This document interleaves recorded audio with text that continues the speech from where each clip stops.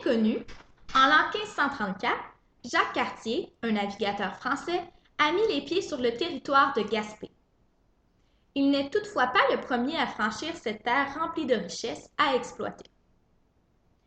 Bien que l'occupation d'Amérindiens soit évidente, les pêcheurs basques, normands et bretons sont vraisemblablement les premiers Européens à avoir atteint les rives du Saint-Laurent. Leur objectif? Simplement la pêche. La baie du Saint-Laurent était, à cette époque, un bassin d'eau poissonneuse hautement profitable, et ce, principalement durant la saison estivale. Les écrits de Cartier démontrent d'ailleurs qu'au 16e siècle, l'abondance des eaux était remarquable. Également, Jean Cabot, explorateur italien, avait déjà raconté la richesse des grands bancs de Terre-Neuve. La morue y était si abondante qu'elle formait une masse sur laquelle un homme aurait pu marcher. Ainsi, la morue et la baleine sont les principales prises de la pêche à cette époque. La valeur économique était telle que l'on tenait le lieu de leur prise secret.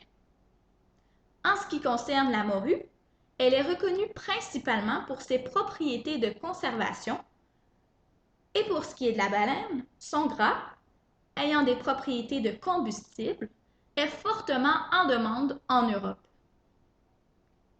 Vers 1500, différentes techniques de pêche sont exploitées.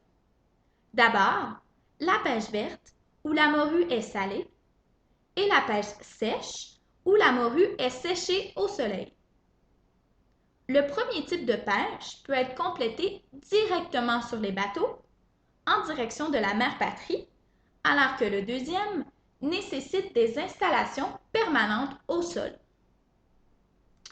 Les pêcheurs s'installent donc au printemps, ce qui fait qu'ils sont reconnus comme sédentaires. Pour subvenir à leurs besoins, ces derniers construisent des installations telles qu'un quai et des cabanes. Ils repartent donc à l'automne, étant donné le gel des eaux qui empêche leur navigation. Avec le temps, les Européens et les Amérindiens communiquent et s'échangent des outils, des objets ou des techniques. On comprend alors que les populations amérindiennes ont été influencées par les Européens, et ce, avant même le voyage de Cartier.